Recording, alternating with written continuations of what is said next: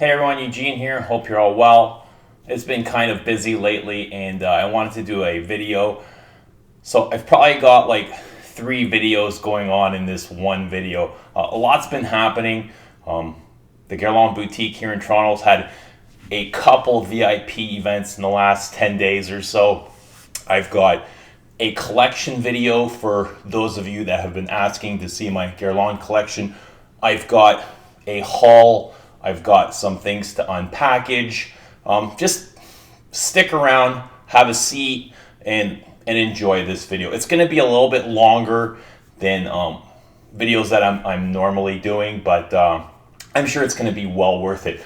I've heard some rumors of some discontinuations, some new releases, things that we should expect from Guerlain coming 2017. They're not just rumors, they're things that are coming from some Guerlain executives. I kind of broke the news last year about, actually it was earlier this year, about Neroli Out Renoir coming out, an arts and materials fragrance based on the note of Neroli. So it's kind of coming from the same source. So I have no reason to believe that these rumors aren't true, but we'll get into that a little bit later on.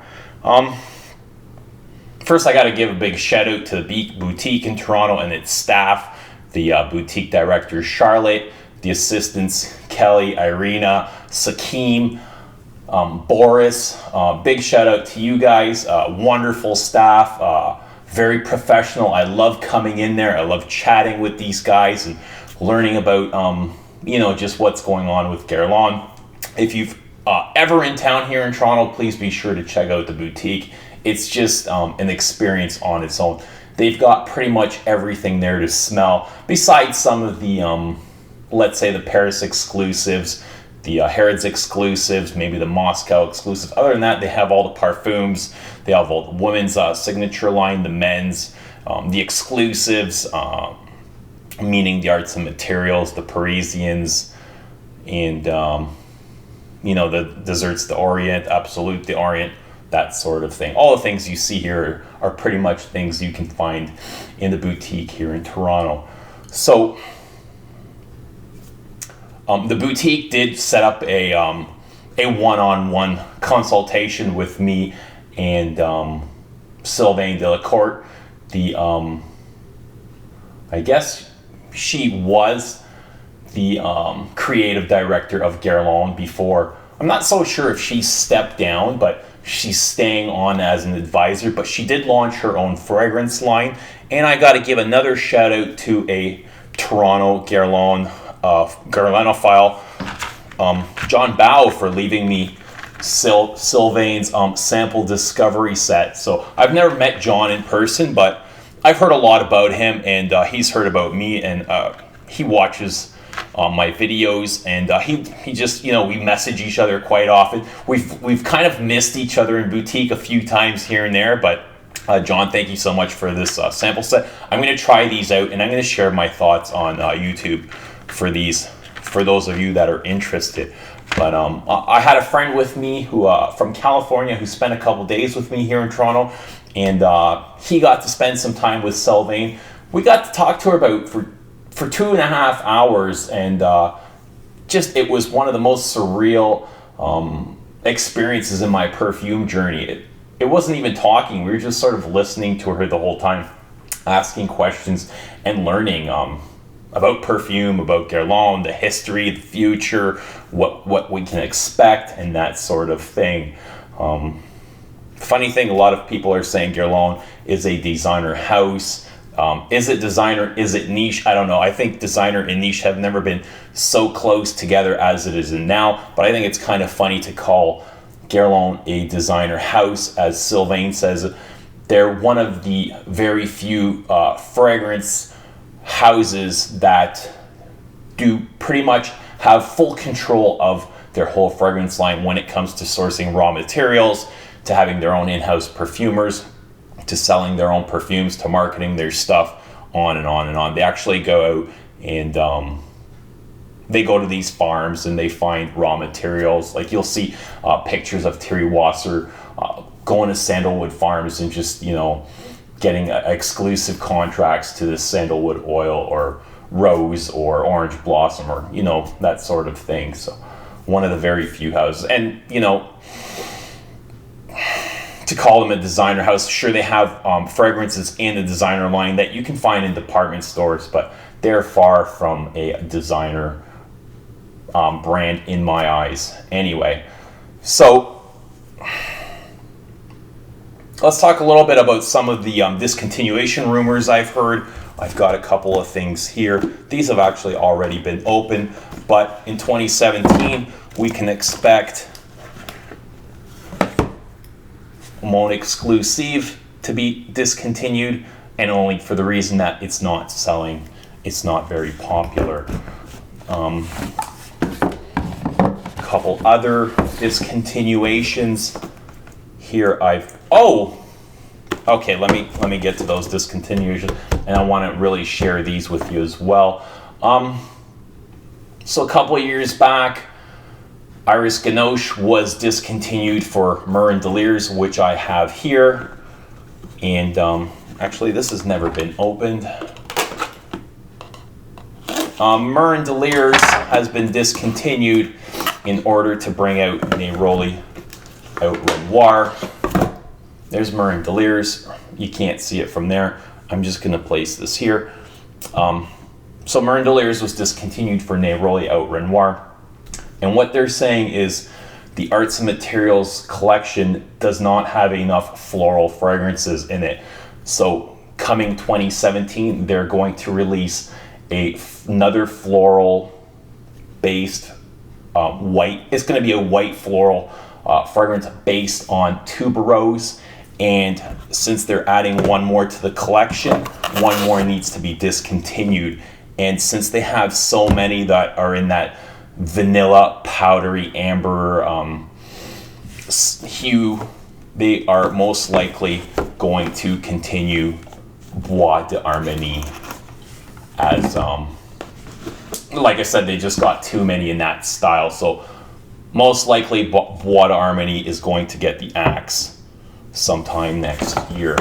Okay, so I have been looking. I've got two perfumes that just came in. I've actually already opened these, but I've been looking for these for months and months and months, and they've been discontinued a few years back. They are exclusive, and they are reinterpretations of old classics. And I found these, actually was looking on eBay for the longest time, and the prices on eBay are about double than what they were selling for retail. And I find a guy that was in Dubai looking to sell his. He says he had 400 bottles in his collection, and these were both backups to him, so he just wanted to sell them.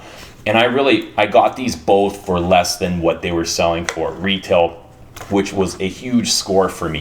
And this is Guerlain's Vega. I'm not sure if you can see that very well. I'm so far away. I'll place it right here. Vega is it's a floral aldehydic ambery based fragrance, kind of along the lines as Liu or Liu. I'm not really sure how to pronounce that. I think Sylvain pronounced it Liu. The staff at the boutique pronounce it Liu. Some of them do anyway. So I've always called it Liu, but that's what it kind of reminds me of is Liu. That's been discontinued. Liu will be discontinued in 2017. There was talks of it possibly being discontinued in 2016. That was false. Those rumors were false, but now they're coming up again.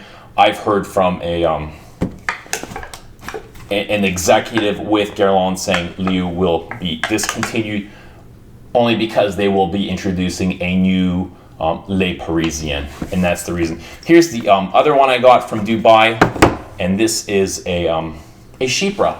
This is Sous la Vente, same style bottle as Vega. Love these bottles.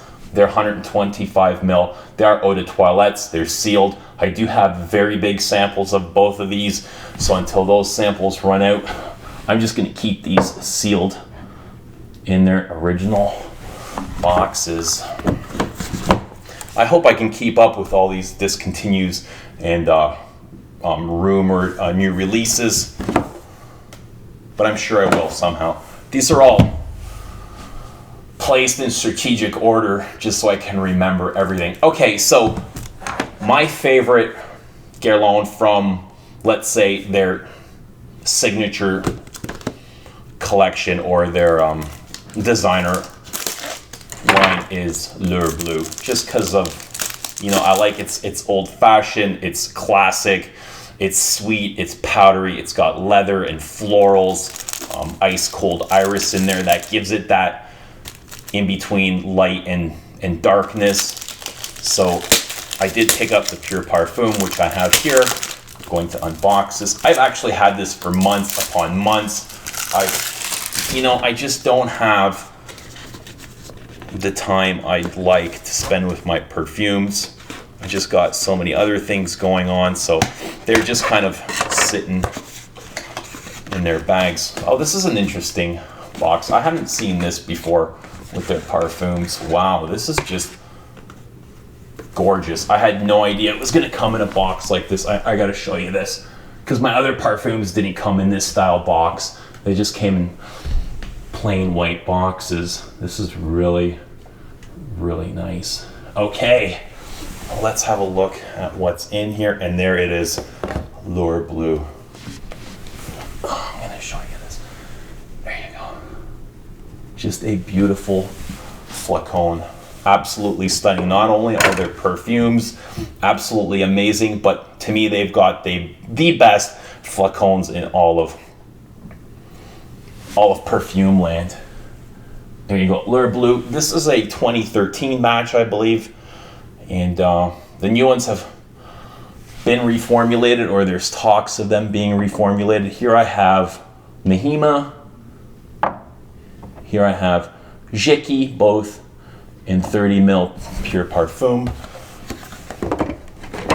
Love this box. I'm gonna place this right here somewhere where you can see it. Maybe you can't see it. Okay, since I like L'Heure Bleu so much, I picked up L'Heure de Nuit, which is a modern version of L'Heure Bleu, but I would say it's less than L'Heure Bleu at triple the price in this fancy packaging, in the Le Parisien bottle. It's blue colored juice. There's L'Heure de Nuit, which is very, very similar to L'Heure Bleu, minus the leather, minus the powder. A little bit easier to wear. It's quite fun. You know, it's a fun fragrance. I do enjoy it, but I don't enjoy it as much as L'Heure Bleu.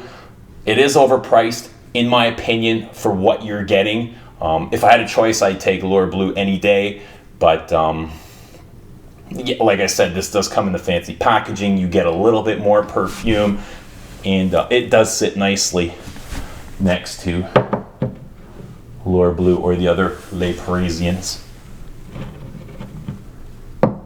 Can't really see that there, so I'll place that one there. Okay, here we have another Pure Parfum, and this, in my eyes, or my opinion, is another one in an amazing flacon. This is probably the prettiest flacon that they have, and this is Vol de Nuit. This is, oh, never seen this box yet. This is the propeller bottle. Yes. Okay. I'm going to show you this. Vol de Nuit. Really beautiful bottle.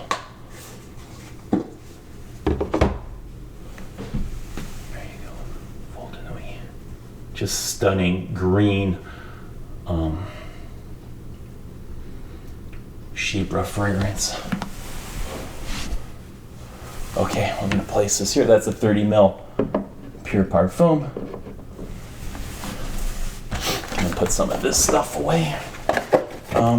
Okay, here's another Pure Parfum in another gorgeous flacon. This is Shammed.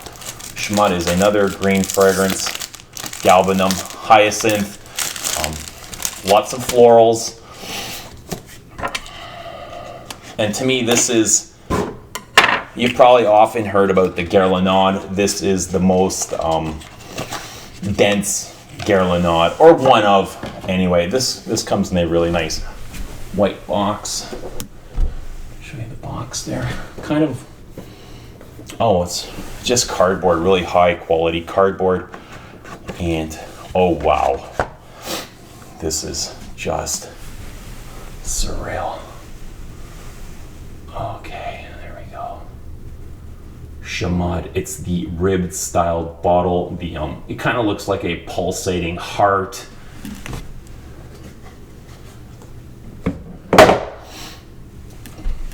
There's the stopper, is inspired by Cupid's arrow. This is just a heart, upside down heart actually, a beating heart, and that is Shammed 30 ml pure parfum. Okay, and here we have, this is Shammed Pour Homme, so the men's version of Shammed, which is a spicy floral musk. And to me, this kind of reminds me of Fahrenheit for some reason. It must be the spicy florals. And you know, as many people as I've talked to, nobody really agreed with me, but you know, when I got a chance to talk to Sylvaine, we discussed almost every fragrance around, and she totally agreed. She says yes, it absolutely reminds her of Fahrenheit as well. So I was quite happy to hear or know that I wasn't the only one to realize that. So that kind of goes in this. This is the men's Parisian collection. So you have the Parisians for men, and then you have, these are the Parisians for women. And right now they have, this is Lupin. This is my favorite from the Parisians. This is a, it's a floral. It's got violets, powdery violets, leather, a powdery frankincense, and it's just a bomb on me. I absolutely love it. We got Derby here, the leather with no leather. I don't pick up much leather or any leather actually in Derby. I must be the only person in the world that doesn't get leather in here, because everybody calls it the greatest leather. I can't say I get leather. Here we have also from the Parisians for men. This is Lupin's little brother. This is Lupin Voyou, which Fragrantica calls this an aromatic chypre. Sylvain called it an aromatic chypre. To me, I just don't get chypre from this. This is, if somebody said aromatic woody, I would totally agree. There's rose in here. It's a little bit green, but not enough to be chypre. Sandalwood, very woody, somewhat powdery. A little bit disappointing to me. It's a little bit too commercial to be in the exclusive line, in my opinion. But still better than a lot of the commercial things out there. Just probably not worth the money. But I'm glad to have it nonetheless. That is Lupin. I've got one more from the Parisians collection. And this is L'Homme Heroes. And I asked Sylvain about, there's a lot of talk about L'Homme Heroes and Guerlain being the same fragrances. And she said she was very open about reformulations and what's been reformulated and what wasn't. And she has no reason to be dishonest. I found her answers were very honest.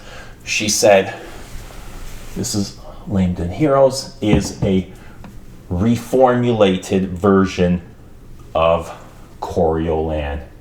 So Guerlain is about 3 times cheaper than this exclusive reformulated version. So L'Homme Heroes has been discontinued. Lupin, I think is this one here, has been discontinued.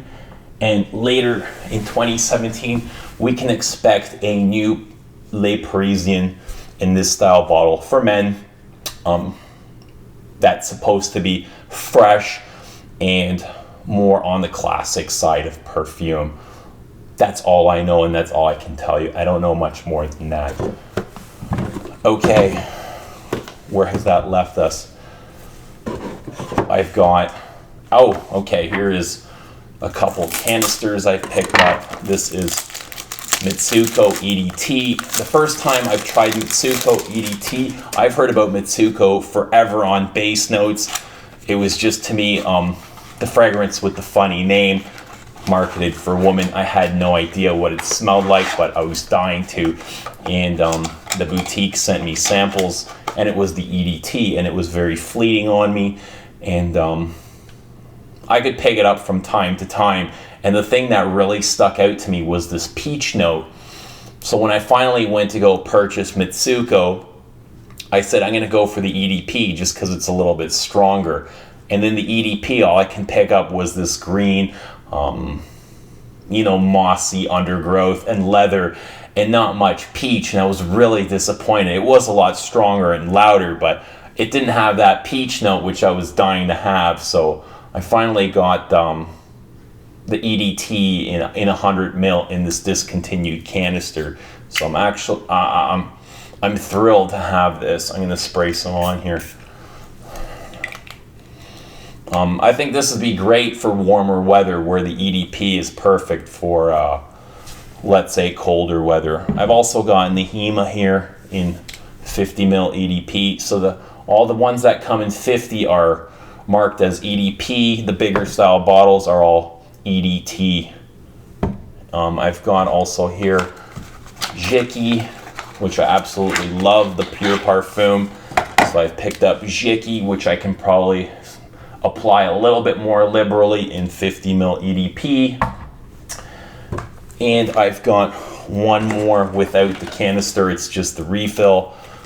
This is Shammed, which I can also apply a little bit more liberally, just because it's not as pricey as the pure parfum.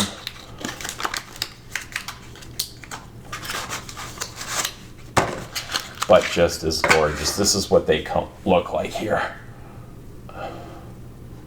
And we'll put that there. Okay. What else do we have here? Guerlain Heroes.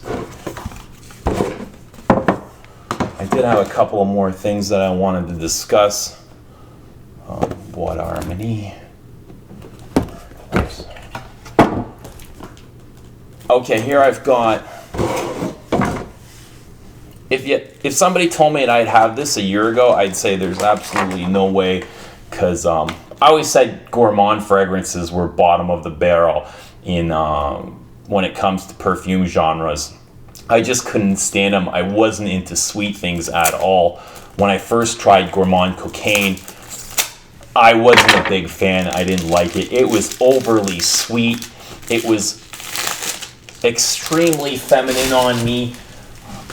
Very girly, but I could appreciate it because I thought it was well done, but I just couldn't stand it the first time. I just kept reaching for it. There was something about it that I did like, and there's the bottle there. You can see the little silver thing on the bottom, kind of inspired by the boudoir. Caps are kind of flimsy here. But they all are marketed towards women in this line. I think so anyway. I don't think Guerlain really markets them as towards women, but I think they're all kind of like, the bottles are kind of girly, and the colors of the fragrance, they're pink and orange and peach, and just the names, Cruel Gardenia, and I don't know, they just to me seem like they're marketed towards women. They kind of smell girly. And I wanted to pick up the whole line at the last VIP event, but after testing, let's say, actually it's not Cruel Gardenia, it's the Floral Romantique and French Kiss. I kind of sampled them to see if I was going to pick them up. And, for being exclusive Guerlains, I can't say they absolutely thrilled me. So those two, they just kind of, they didn't inspire me to try out the rest of the line, so I just kind of put my samples to the side, and this is the only one I've purchased for now. I'm thinking of getting them, maybe the Oriental Brulon and Bois Toré, just because they're discontinued. They're going to be hard to find. The prices are going to go up. But I can't say the other ones really inspire me, especially for this price point being exclusive Guerlains. But this one I really love. I find this one really sexy, very flirtatious, extremely for going out fragrance, not really for, you know, going to the office or work. Holidays, I can see this wearing this around the Christmas time. I actually wore this to our we had a Christmas party last weekend, and this was what I wore. I didn't really get any compliments, but I never do. Doesn't really concern me much. Okay, here we have Encens Mythique, and we kind of spoke to Sylvaine about this whole line here, and she says, asked her about the Rose Nacree, because kind of smells different to me now than when I first smelt it years ago. When I first smelt it years ago, it smelled much more Arabic, spicier, woodier, a little bit of oud. It was drier, and I smell it now. It's completely different. It's wet. It's fruity. It's a lot more patchouli than I remember. And she actually admitted to, yes, it has been reformulated. They changed the rose note in there. The rose is not the same, so here's Encens Mythique, which the first time I tried Encens Mythique, I didn't like it at all either. And the interesting thing about Encens Mythique is there's no incense in this fragrance, so that's something I learned. And I also learned that, unfortunately, Rose Nacree will be discontinued in 2017, and simply because it's not selling. It's not a very popular fragrance, unlike Songe d'un Bois d'été and Encens Mythique, which do very well. Okay, I've got here Tonka Imperial. I'm not going to open this. There's no need. And I've got Cruel Gardenia. Tonka Imperial, I'd say right now it's one of my favorites from the Arts and Materials. Didn't really feel that way when I first smelt it, but I've completely changed my mind. It's not very, you know, it doesn't really challenge me, but it does keep changing on me, which I like. It keeps me on my toes. It smells very good. It's very subtle. It lasts all day on me, and I just enjoy the hell out of it. I really like it. I like a lot of them. I don't love them all, but I do like a lot of them. I think right now Tonka Imperial is my favorite, considering I used to say Tonka was the worst note in all perfumery. You know, I've stuck my foot in my mouth so many times. I'm just going to stop talking crap about perfumes. That would be the best thing. I don't really know what else I can show you. Oh, yes, there is a lot of debate about L'Instant de Guerlain Vintage and reformulated. Sylvaine created both of these, and she swears up and down they are both the same fragrance. It's never been reformulated, and the reason simply being is the ingredients in here have never been banned by IRFA, and there's no reason to change the formula. So it's always been the same formula in here. Other than that, yes, oh, I totally forgot. Coming up, I'm going to say, when are the Oscars, Emmys? I'm not really sure. Guerlain is planning a massive female release, commercial designer release. They've hired an actress, somebody famous. I don't know who she is. Nobody's saying. They're all signed to exclusivity. They're not allowed to say, but it should be soon. There's going to be ads all over the place, billboards with her face signed to this fragrance. Nobody's really saying the name or what it's going to smell like. Just expect a massive commercial release coming up with the next Academy Awards. I can't remember what they said. It was Oscars or Emmys or something along that line. Other than that, I can't really... Oh, yes. okay, Ombre Eternal and Santal Royale. I kind of bashed Ombre Eternal when I first got it. I promised a review to somebody. My next review will be Ombre Eternal, and I'm kind of glad that I held off on this review, because if I did review it when I first got it, it probably wouldn't have been very favorable. I have totally changed my mind. I'm in love with Ombre Eternal. It's so spicy and masculine, leather and animalic on me. It's just so gorgeous. It's a little bit synthetic, but high quality synthetics. Doesn't smell cheap at all. I've got a lot of compliments on this from men at work. Guys asking to take a picture of the bottle so they can go find it. I was like, yeah, good luck with that. Guys wanting to try some on. Really got a lot of good feedback with this. Even though I didn't really like it when I first got it, it kind of churned my stomach, that animalic ambergris. But yeah, I've totally changed my mind on this. But expect a new release in this line coming up, possibly as early as spring. And Terry Wasser says, you know, the Arabs are so obsessed with oud, and I get oud in both of these, that putting oud in the fragrance is not enough. They actually need the fragrance to have oud in the name, in the title. The fragrance has to be called oud something. So this fragrance coming up, Oud Essentiel, it's going to be called, expected as early as spring. So that's the other one. I think that's the last one that I've really heard about. Oh, and also I keep hearing about Sport, L'Homme Ideal. There's EDT, there's the clone, there's the EDP. Sport should be coming out. Oh, I really wish I never heard that. It's very disappointing. I can't believe Guerlain's doing a Sport, but I'm not expecting much from that. Anyways, other than that, you know, I have some Guerlains here. I haven't really spoke about them. I got the older style vetiver. I've got a couple of style vetivers here. I've got Habit Rouge, which I really enjoy. Check out Habit Rouge if you haven't. If I had to recommend one, I would say the EDT is my favorite as far as, you know, accessibility and wearability, especially in the warm weather. It's golden. Habit Rouge EDT is golden and inspires me when I wear it. I want to go and save the world. That's how I feel. Other than that, everything else is really great. Exceptional performance on a lot of these. Guerlain Perfume is probably the poorest on me as far as longevity. I got about 3-4 hours max. I'm not complaining. I love the smell of it, but other than that, let me know what you guys think. What am I missing from my collection? I would say I'm still a relatively new collector to this brand. I don't really have much vintages. I realize that and I understand. 2017, I'm hoping to pick up or start looking for some vintages, seeing what's out there. And as we go along, I'll share my perfumes with you guys. I want to thank you all so much for watching, and Merry Christmas. We'll see you again.